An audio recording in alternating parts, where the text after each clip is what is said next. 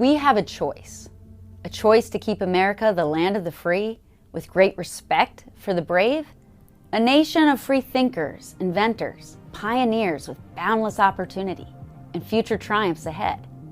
Or will we throw it all away?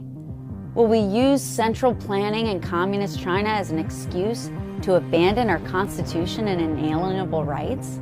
Will we cave to a destructive ideology that seeks to steal and destroy, one that only tears down and never builds up?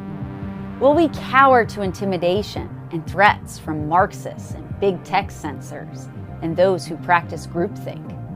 Or we can take personal responsibility. We can chart our own paths.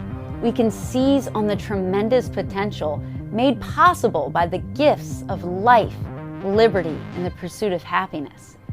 We can make America great again.